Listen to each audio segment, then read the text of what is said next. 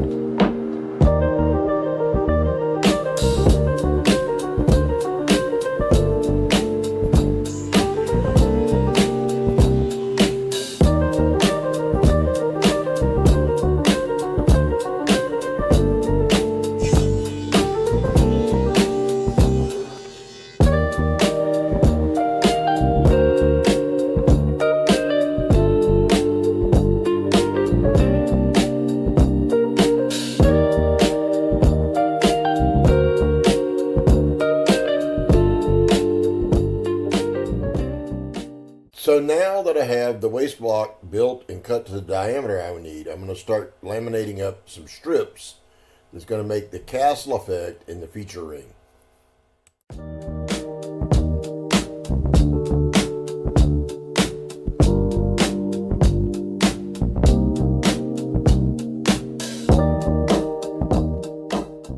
So for the castle slash turret top of a castle effect is going to be put into this vessel. Before I cut the segments out of these pieces I lammed together the other day, I'm going to cut my upright vertical pieces that are going to go in here. So some of them are going to be made out of Wingi. Then the others are going to be made out of Canary. And I'll cut those uprights. Then we'll get back and we'll cut the laminated pieces into segments, and then we'll glue those rings together. But for the 90 degree, I've put my Incro 5000 sled up on the table.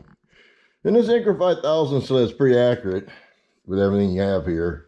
If you got it squared up from the very beginning, it will get you up to about 36 segments.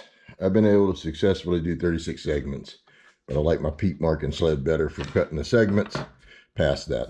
But anyway, here we go. We're going to do that here. And I'm going to set the camera up and warp speed, and we'll get those cut. Later.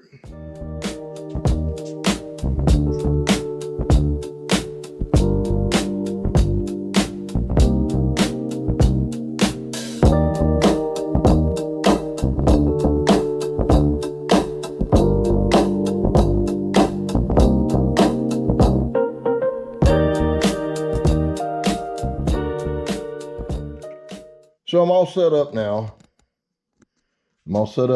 To cut the segments for the first ring, or the first ring with the castle effect.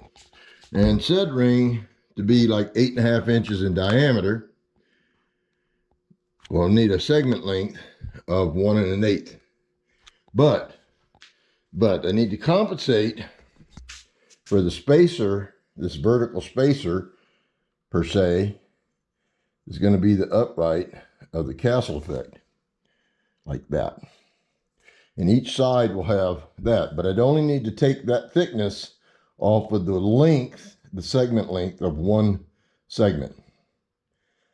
And it needs to be 1 1/8 inches overall, and I've adjusted my stop to give me 1 1/8 inches. 1 1/8 segment length. Anyway, so we're going to cut 24 of these. And then I'm going to set up and we're going to cut the same out of this thinner stock, the wall thickness of it, for that will be the center of it, this like the feature area of the ring. And then we're going to cut another ring smaller in diameter for the top. But the overall diameter of this will be 15 inches. So that's what's going to be cut out of this stock. We're going to cut one 8.5 inches out of this stock. And then we're going to cut one about 6.5 inches out of this stock. Somewhere in there. That will be on the very top. Anyway, more to come.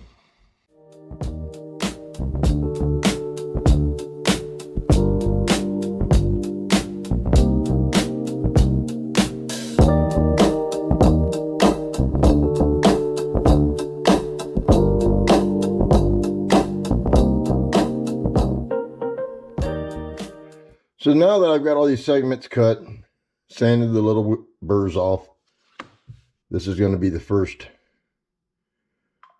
major ring for the bottom of the vessel. And it will start setting up that castle effect. And above there will be brick and mortar effect up to the center. And we'll do another castle ring like this. Then more brick and mortar until the top ring. Then there'll be another castle effect ring like this. But we're going to use painter's tape. And I'm going to lay out all these segments on the painter's tape in the order I want them in. And then I'm going to transfer them over here onto the wax paper and this one set up with the hose clamps. And that's how I'll clamp them together. Anyway, I'll set up here and we'll get going with that and you'll see how it's done.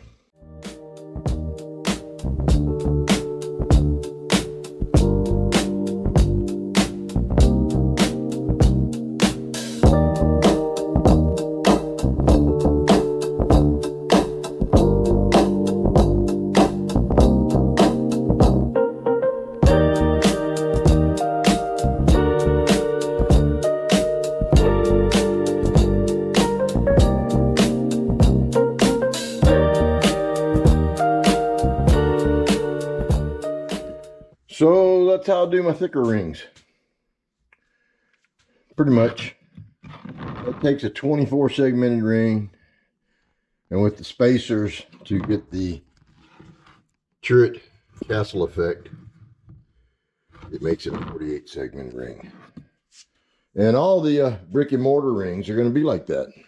I will build every brick and mortar ring very similar to what you see when I built this one. And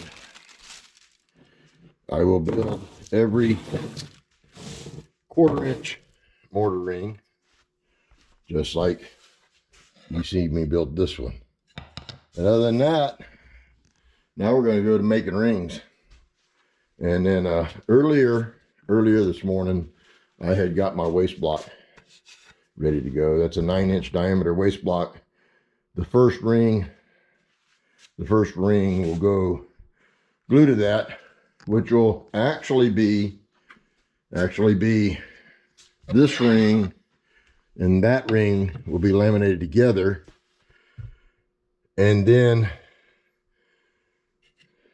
once this ring dries well and I sand it flat through the drum sander, I will mount that in cold jaws and I will cut me a rabbet into that, which the floating bottom will go in.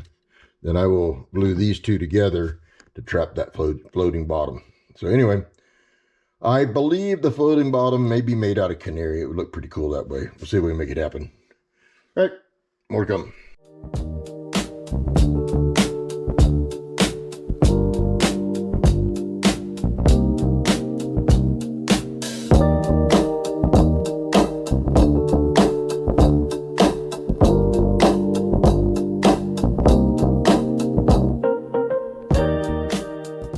So here's a 3/4 inch thick ring. 3/4 inch thick ring that basically starts out as 24 segments.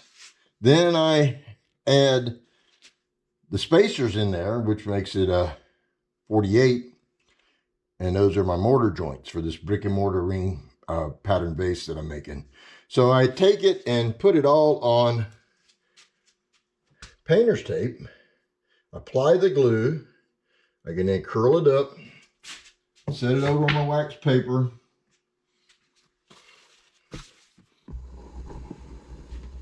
I have a hose clamp that I'm going to clamp it all together with. And we'll have a ring here in just a moment.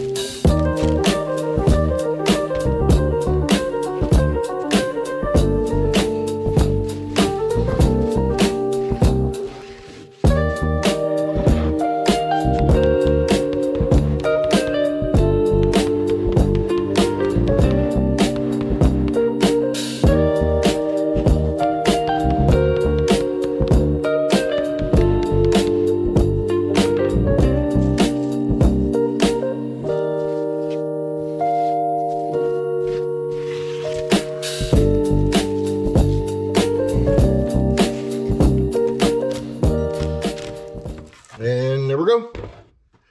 That's pretty much it right there.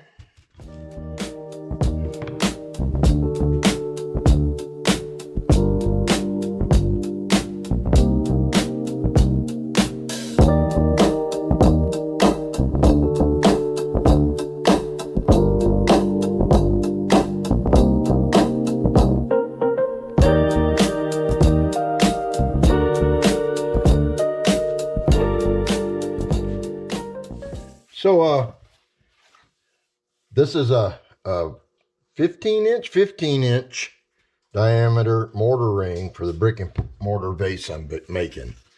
And I learned a while back when I did a 72 segmented vessel with 1/4 inch rings that I was using spring clamps until I got up to about 2 inches segment length, and then I started using my DeWalt clamps. And it's a little bit more time consuming. And I know some people make thicker rings and cut them in, split them in half to get their 1/4 inch rings. But like I said, this is a 15 inch diameter ring. And so I pair them up. I glue them up. Then I set them over here to the side. Give them a 30-minute set time or so. And then I take those pairs and I make a ring. And I use rubber bands and a nail jig to make the ring, to clamp the ring. And in a moment, I'll show you that. Right now, though, I'm just making pairs, lining up the paired rings, or paired pieces for the ring. Oop.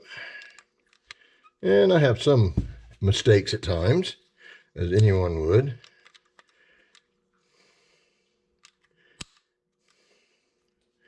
There we go. Yeah. So,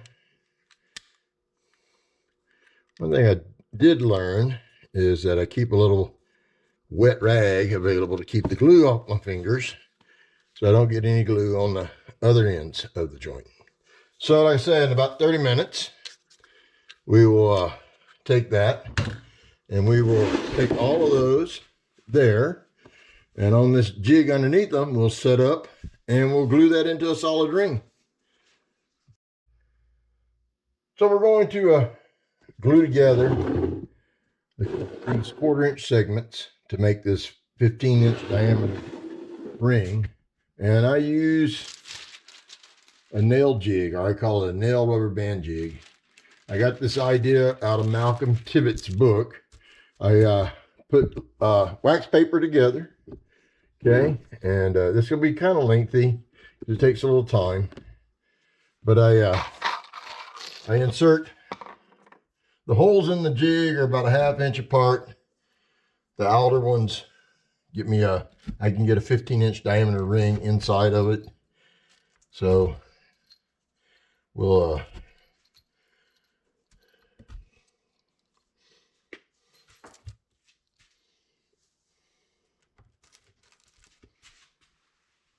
the rubber bands I'm using are 1/4 inch wide rubber bands, roughly 3/8, and I got them off Amazon. They're meant for holding plastic bags inside of a trash can, certain size trash cans. They come in 3 different sizes. I can't remember the diameter of the one I'm using, but I know it will get me out to this 15-inch diameter ring and give me the clamping force I want. I used 3 rubber bands stacked on top of each other. One of the most important things I can think of in doing this is when you set up your rubber bands, take the time to stack the rubber bands as evenly as you can on top of each other. Because if you don't, you'll have to fight with it along the way. Hopefully that don't happen to me on this video.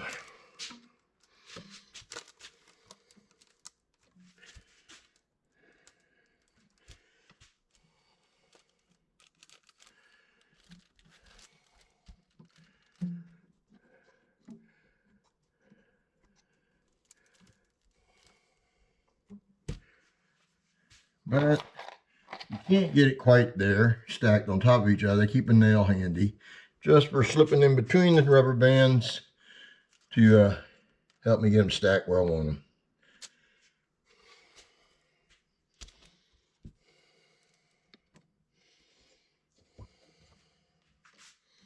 I think the largest diameter has been roughly 16 to 16 and a half. I have another piece of melamine over there that I think I can get 16 or 17-inch diameter rings on it.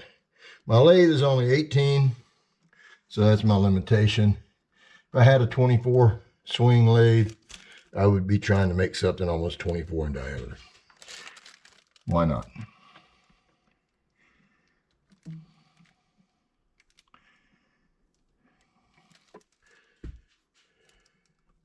All right, well, I pretty much have the rubber bands where I want them. Yeah, come here. All right. Oh, all right, we're back. So now we'll take the paired up segments and we'll start laying them out. Generous amount of glue, laying them out inside the jig as so.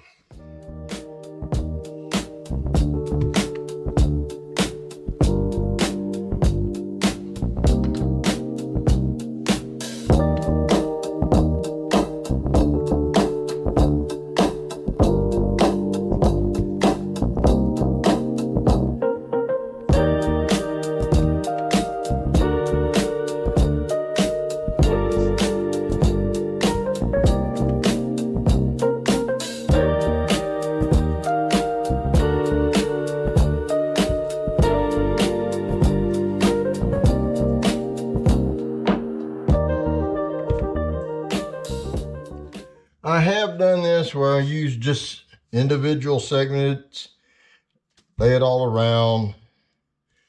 It's just more glue spots on the wax paper, which when you try to bring the ring into center and try to let the rubber bands on it, you have to have some movement in the ring. And the more places there's glue on it, the less movement it will give you. So, but now we will start releasing the rubber band onto it, and try to make sure all the rubber bands stay stacked on each other properly.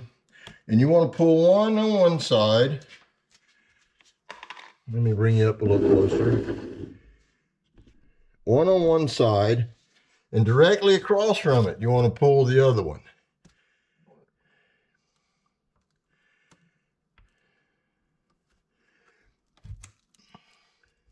And you're going to get some movement that doesn't look like it's going to be the right thing, but once you start pulling the nails and you get them almost all pulled, you will the ring will come into being a good circle.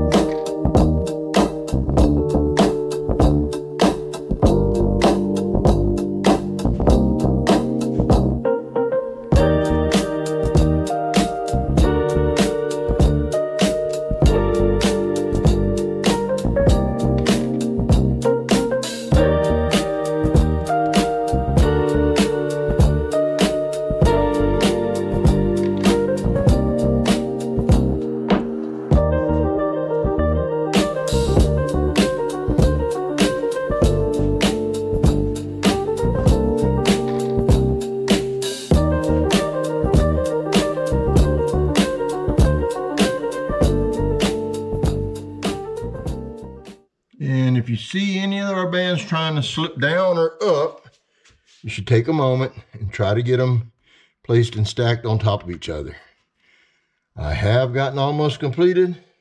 Need to have rubber bands slip out. I pulled the wrong one on that one. Okay. So that's okay. We'll recover. We'll get this one here. Didn't quite pull that straight across, but we got her.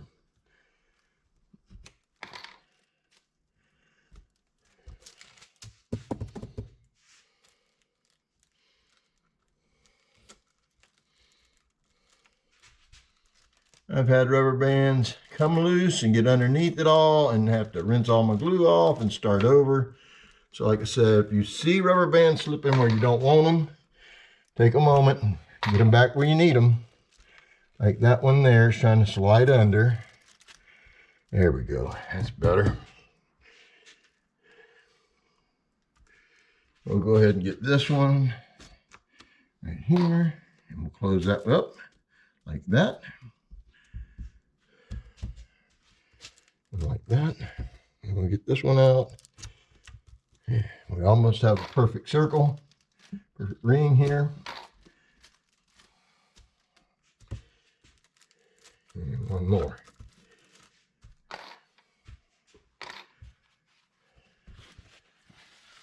If bad things were going to happen, it would already happen. So I wipe a little of that excess glue off. I take my little mallet and just give it a real light tap.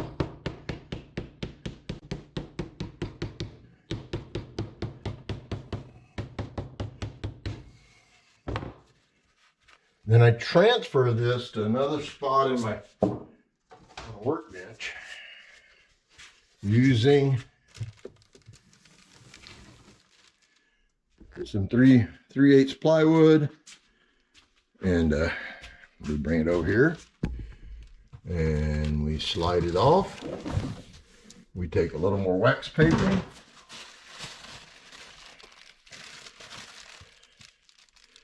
Like that. I put this piece of plywood on it, and then we set some weight on it. Make sure it stays flat. Like that. Somebody asked me about these jars the other day, and it's a lead shot, reclaimed lead shot. Anyway, that's pretty much it.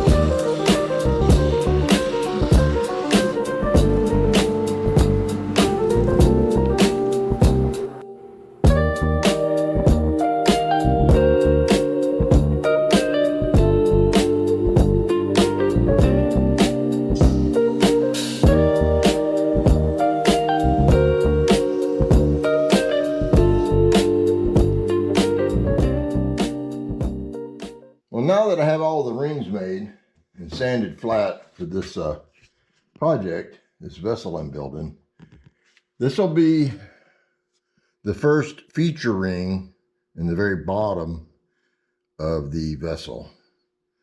There'll be a quarter inch ring, which will be the bottom ring that will go over this one. And then that hard maple quarter inch ring I will glue along with the feature ring to the bottom or to the waist block. So, but what I'm going to do now is I'm going to cut the inside of this, get it smooth and round. Then I'm going to cut out to the outside line. I'm going to cut about a 5/8 deep rabbet that I will insert a floating disc into. And then that quarter inch hard maple ring will cover that and be glued into this outside edge to hold it in there, to trap the floating disc / floating bottom. I'm a real big fan of floating disc and floating bottoms in my segmented vessels. But we're going to do that now, and we'll speed things up a little bit here.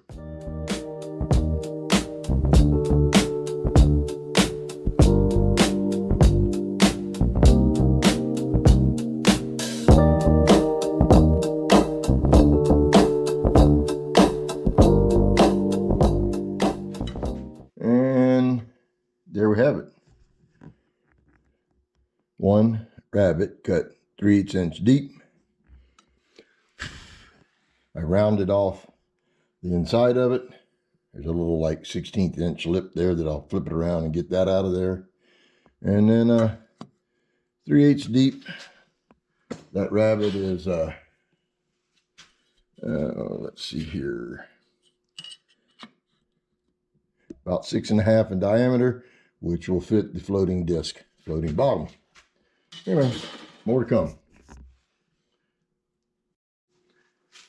So here's the bottom feature ring.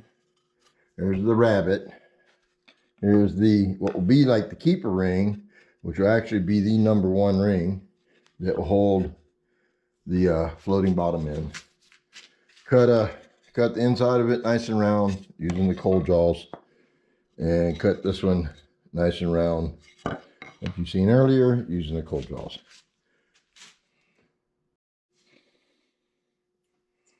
So here's the keeper ring, or what will be the keeper ring on the bottom of the vessel. Here's the floating bottom disc, and I laminated a couple pieces of wood together and then milled it down fairly flat. The wingy is a little thicker than the hard maple, but it's going to go into the bottom just like that.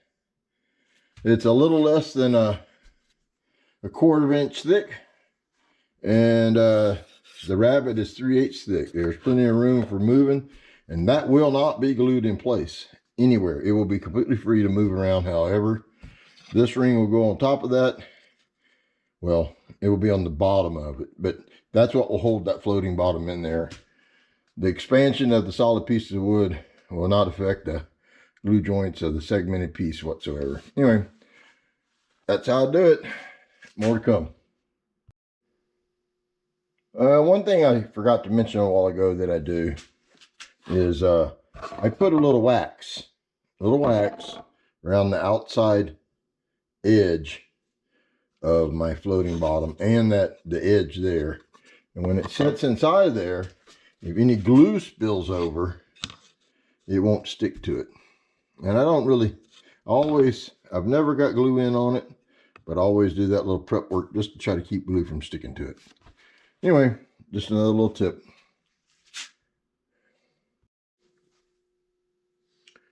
So I use my cold jaws to hold on to the next ring in place, and I transfer that ring over to the ring that's glued to the waist block, and I'll build my vessel out like that from the waist block.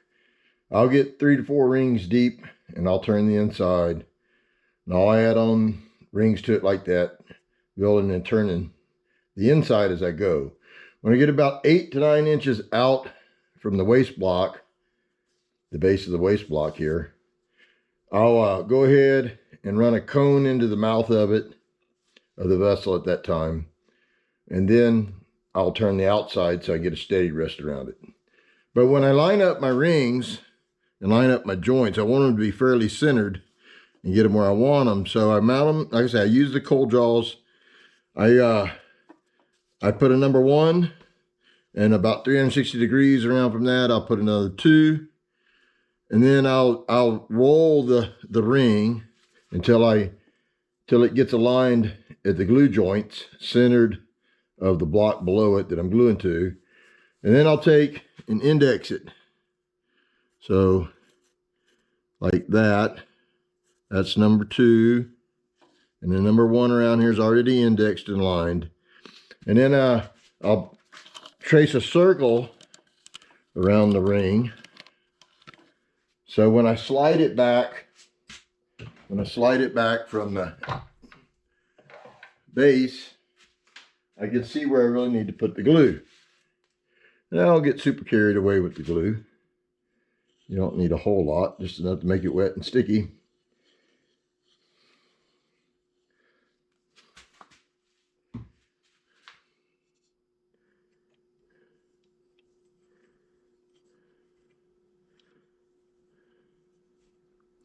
Get it somewhat even. Then I'll slide the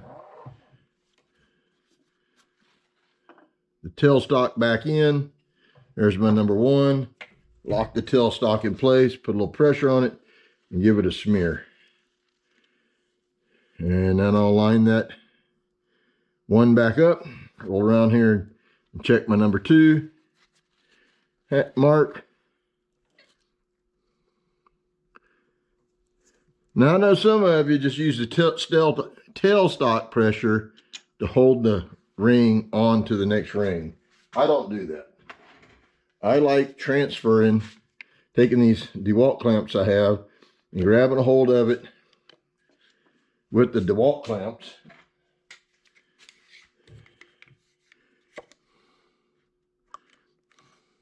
And let's double check the mark. It slipped just a little bit here. Hang on. Slipped a little bit. There.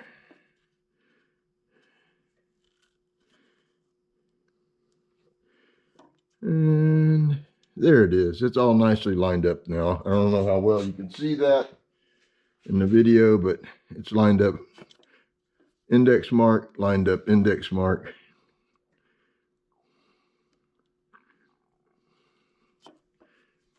So that's pretty much where I chose the pattern. There's not a lot of pattern in this. I've done this same method with a pattern that was 72 segments. There was a bowl I did last year I called it the Jester's Crown, and I built it the same way.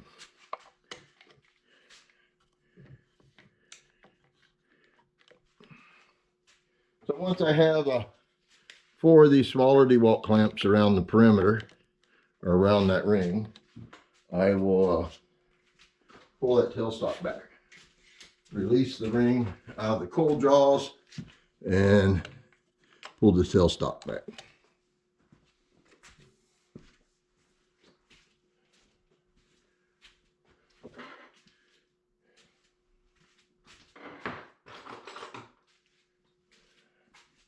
I know some, I say, use the pressure from the tailstock. Some have been a little critical of the number of clamps I apply, but this is the way I do it, and that's just the way I like to do it. So then I'll take the larger clamps and put a little more pressure on it all the way around.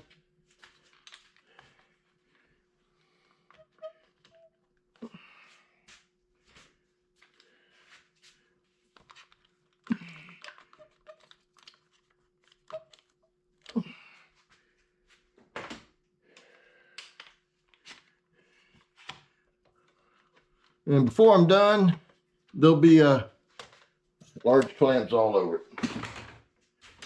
Anyway, that's the way I align and glue and clamp my rings on my vessels.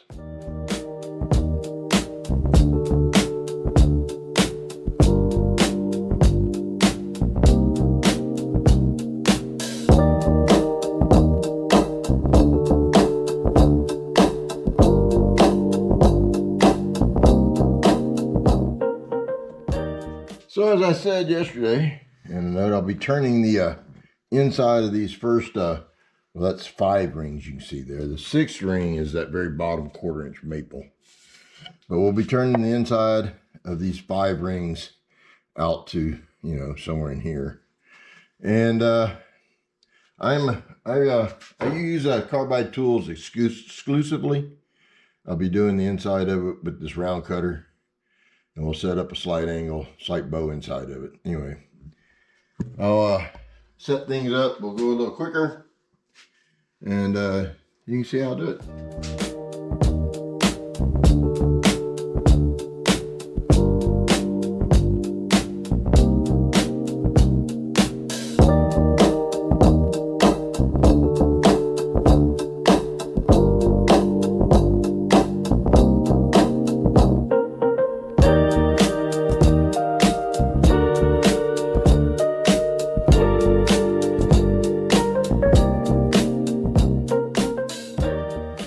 So there we go, pretty much. Got a little, turned it all down. No sanding yet. I got a little bit in there. It'll take a little more work maybe. But that should all come out with some sanding. And so before I started turning, I put the other ring up there and I marked the inside of it where I'll have to blend this in with the next ring. So we got a little more work to do on it, but that's pretty much setting up the curvature of the inside. So it's time to start putting on a few more rings now. There you go.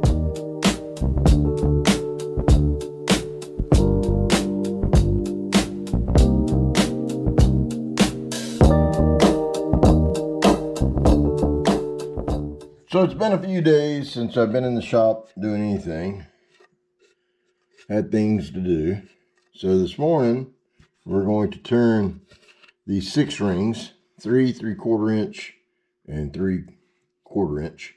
And we'll speed things up a little bit.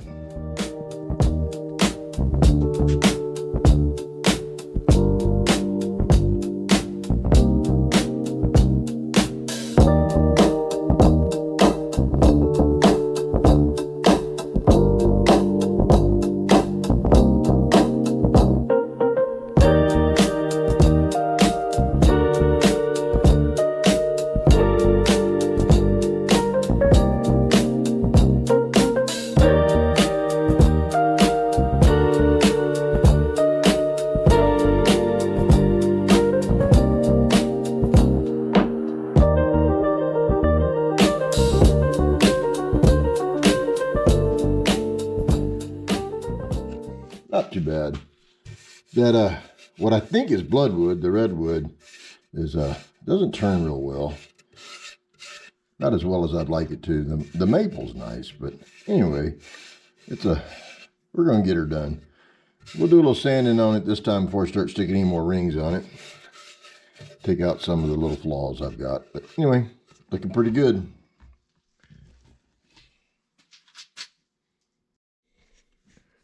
Well, I got the inside of 11 of the rings turned and sanded to 320 and polished with tack cloth.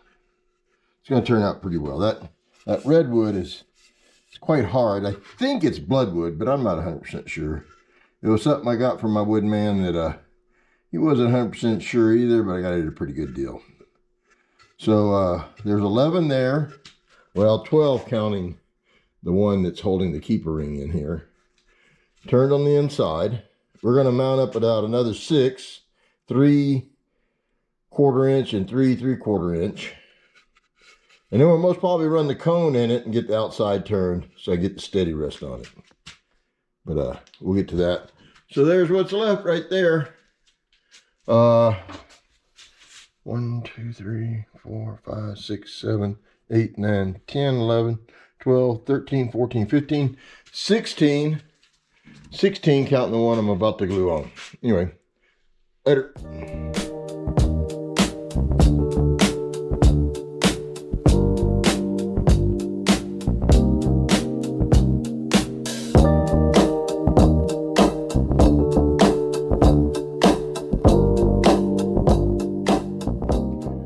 So we're going to turn the outside today.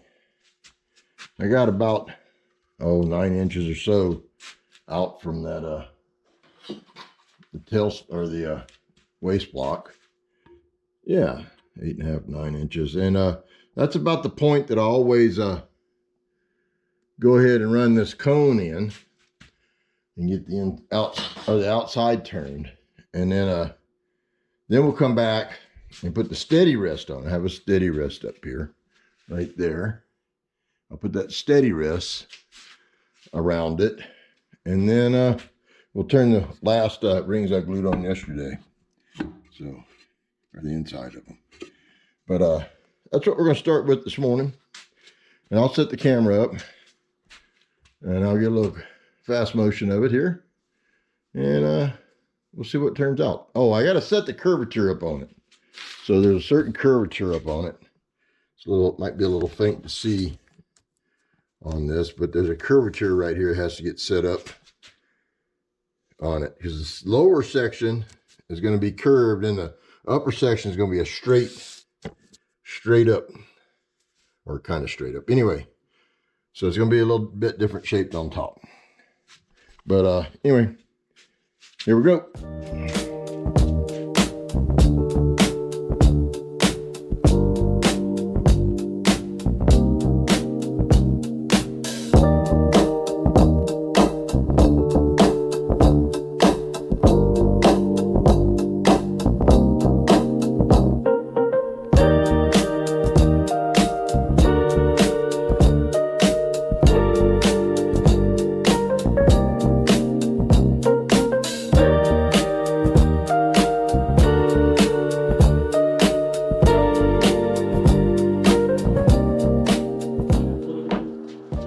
So that catch wasn't good, but it's not too deep. Looks like I'll be able to turn it out. Getting a little more tear out on these maple spots you see here. But anyway, I think we can sand them out. More to come.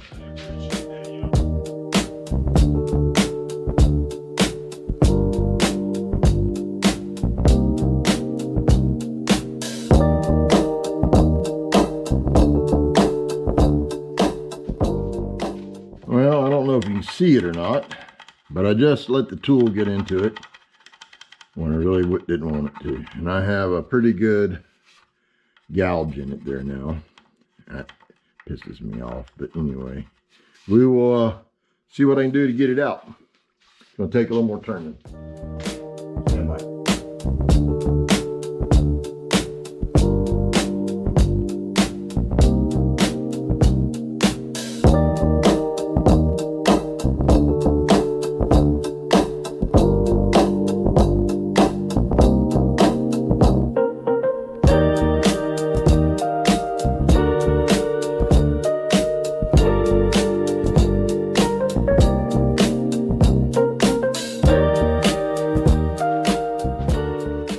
So I was able to work most of the catch out, which is a little bit right in there, which will I can sand out. And then the accidental time I gouged it up here when I let the tool come in contact with it when I really wasn't ready, which was a bonehead mistake.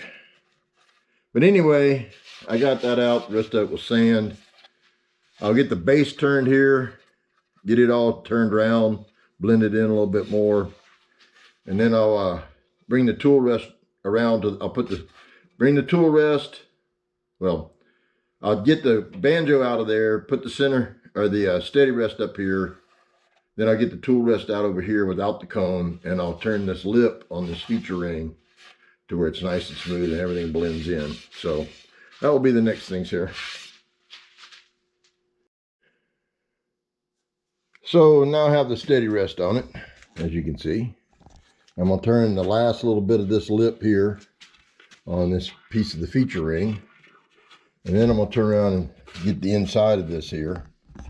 This last, I think it's 5 rings, 2 3/4, or a 3/4, a 1 inch, and 2 quarters. We'll get that turned. Then we'll proceed with gluing some more up. Anyway, here we go.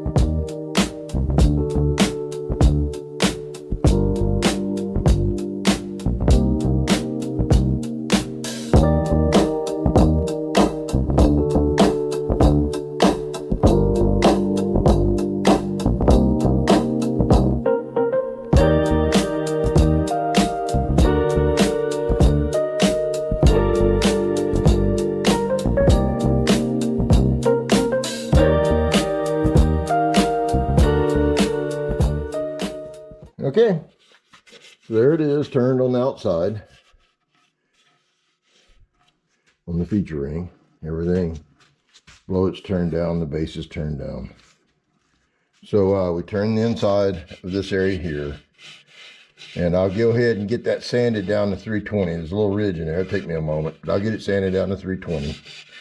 And that's the lowest grit I'm going on the inside. And then the need to do all the sanding in that area as I can right now because, well, the next 2 rings, a 1/4 inch and a 3/4, are going to start closing it up pretty quickly. And the inside's going to be turned pretty sharp. I've never quite turned it this sharp before.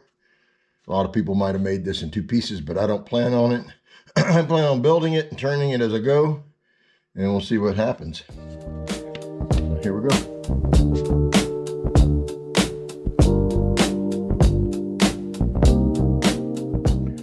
So as some of you may know, I really do not like using the tailstock and the cold jaws as a clamping device for my rings.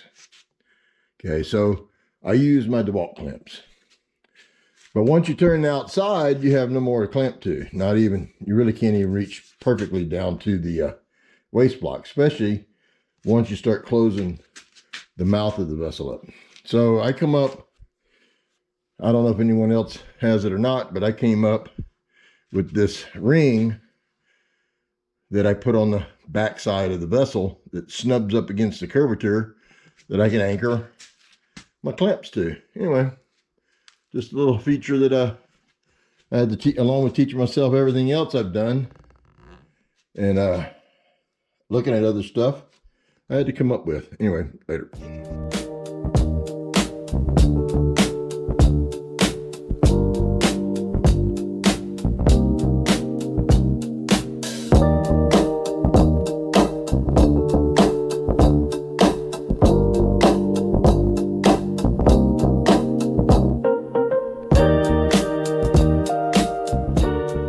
So today's challenge is going to be turning the inside angle of this.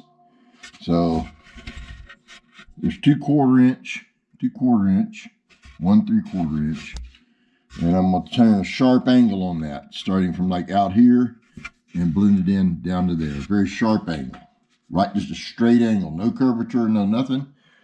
Before I apply the rest of the rings here, which will also be turned at that very sharp angle. So anyway, let's see what I can do.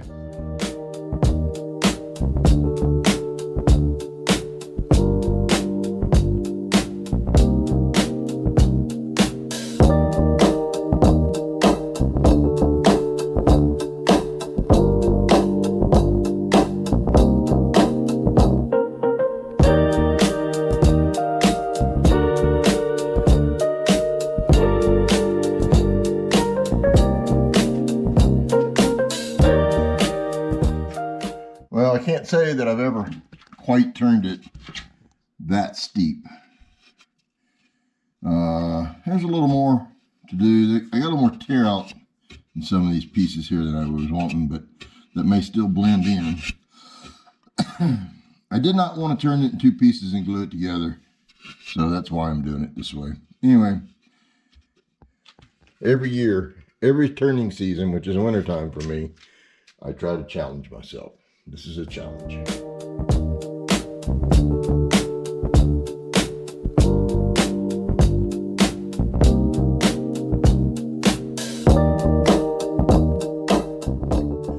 So this morning, I'm going to continue turning this inside steep angle. I've never quite turned an angle quite so steep. I don't know how great you can see that in there, but we're going to see what we can do. I've got to turn the edge off of that 3/4 inch ring, blend it in with that 1/4 inch ring, another 3/4 ring until it blends in to what I had turned yesterday. And so I don't know how well that showed up, but anyway, so this line you see here, 1/4 inch in from the edge, is where it's going to be tapered off at, going inside. So we'll set up here and try to video this best I can without interfering with the view, and speed things up a moment.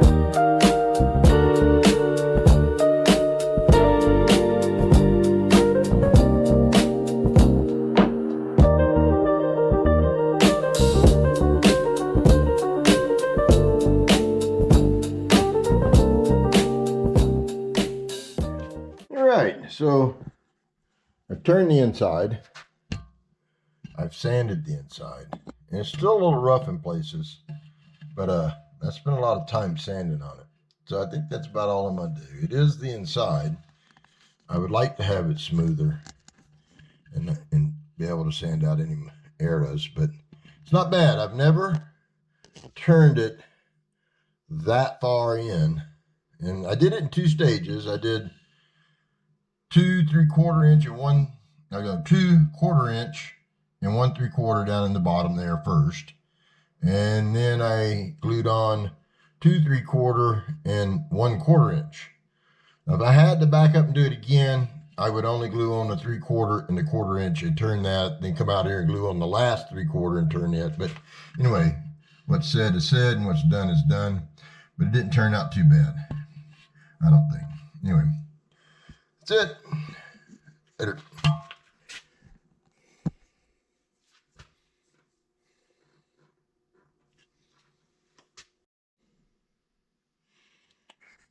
So we'll be turning the inside of the last 3 rings I put on, and we'll taper that 1/4 inch ring in down to the rest of that inside of it. That'll be our next move. Then once I get that done, I'm going to take and then turn the outside of those same rings straight down, and then I will glue on the last 2 rings over there. 2 more rings to go in. Those 2 rings will, that 1/4 inch and that 1 inch ring will go on. Then I'll have all the rings on it. Then I'll run that cone into the nose of it and turn the rest of the outside. We'll turn that down flat. That will already be turned flat. I want a 90 degrees, well, straight there, angle there. Then I'll taper in the last 2 remaining rings. Anyway, so we'll set this up. We'll get going here, and we'll do that.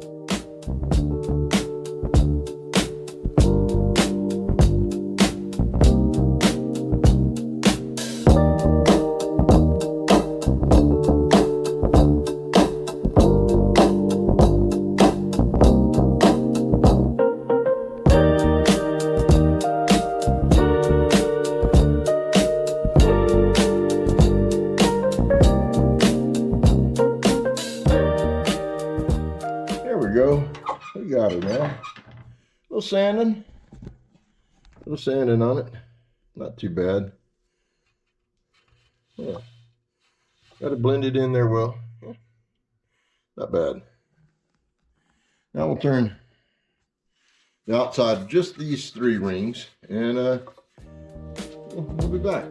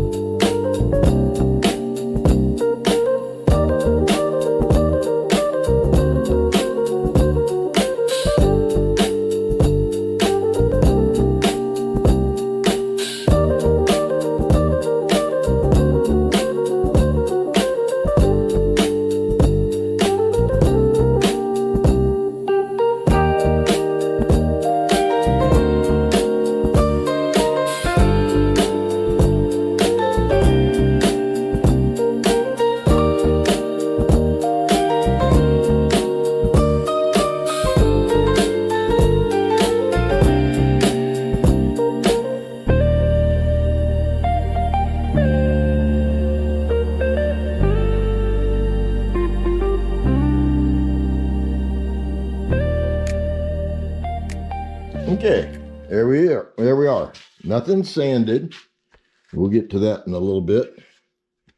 Everything's just turned rough on the outside.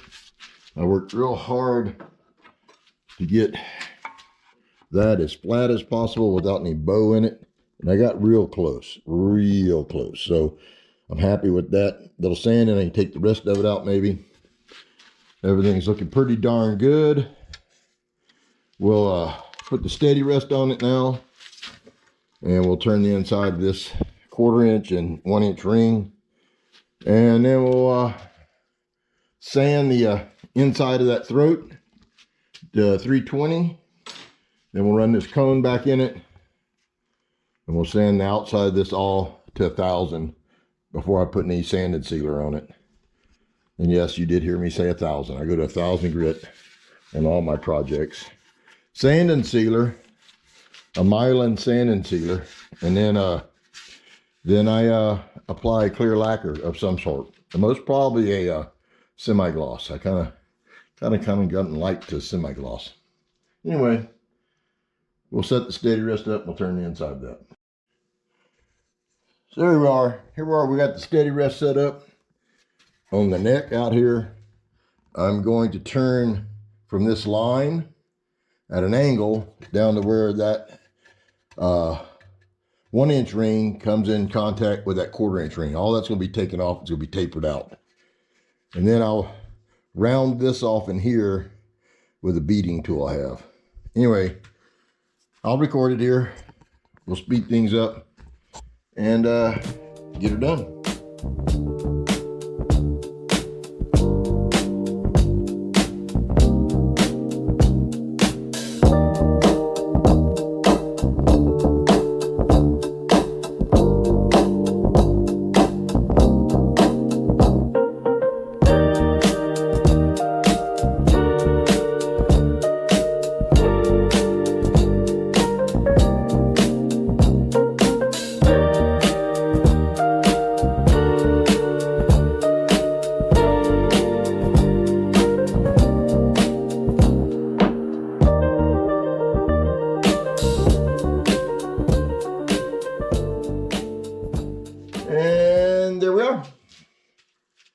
So inside of the throat, or the inside of the last two rings turned.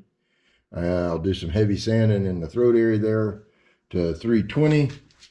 Outside of the last two rings are turned. Easy Wood Tool makes a carbide 3/8 wide carbide beading tool. It's just a cutter you put on the straight cutter, the rougher cutter for the 3/8. And the rest of this turning was done with the 1/2-inch rougher. Anyway, that's a number 2 radius, so it's got a little rounding to it. And then now we'll just do some sanding. Everything's come out pretty well. There'll be some sand. I got a little chippy action up here on some of these Padauk pieces, but we'll get that all sanded down. And yeah, it came out pretty well. Yep, pretty well. That Canary is the yellow, and Wingy is the darker wood. Padauk is the real brilliant red, and then Curly Maple, and then more Canary and Wingy. And I believe this red is Bloodwood, and then this is Hard Maple, and then more Wingy and Canary. So anyway, got some sanding to do. And once I get all the sanding done, I'll clean up all my cuttings, and then all my curly cues down on the floor there, and I'll set myself up a little spray booth here, and I'll put some clear lacquer on it. Like I said, most probably semi-gloss. More to come. Well, there it is. It's sanded through the grits all the way down to all the way up to 1,000. And it is only polished right now using a tack cloth. There's no other finish on it. Here soon, once I get everything cleaned up in the shop, clean the floor good around it, I will apply a liberal coat of Mylan sanding sealer, and I will buff that out with 3/0 and 4/0 steel wool. And then I'll start applying, I don't know how many coats. What I believe I'll do is a semi-gloss on this one. I kind of like a semi-gloss look, I think. Anyway, it turned out quite well. It was I believe this is Bloodwood, and I was going to use it up to the rest of this. I made some mistakes up in here, cutting some angles. I didn't subtract out for the mortar joints, so I had to change up, and I used Padauk and Curly Maple on the upper section, which I think made it even better. Anyway, later.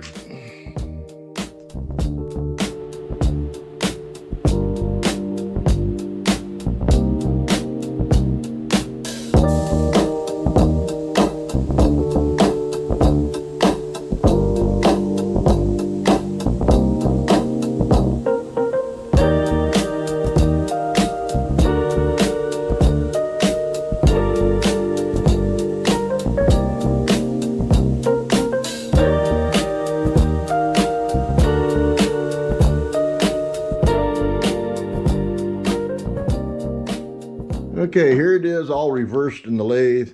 Like I said, the opening of it, I have a hold of it in the cold jaws. The faceplate is screwed into the tailstock. I'm gonna I have my tool rest right here, and I'll cut it off right there. Then I'll roll the tailstock back, and we'll finish the bottom of it, get rid of the waste block. Steady rest is around it. Done this several times. It always makes me nervous though when I cut it loose. Here we go, we're gonna speed it up a bit.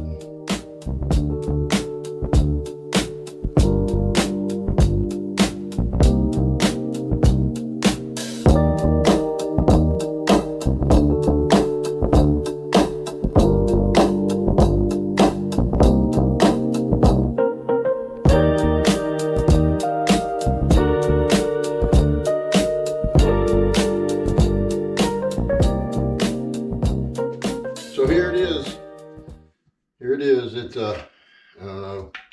little over 12 inches tall. It's about 15 inches in diameter. It's got over 1,100 pieces in it. I think 1106. 1106. Let me move this piece of paper a minute. 1106.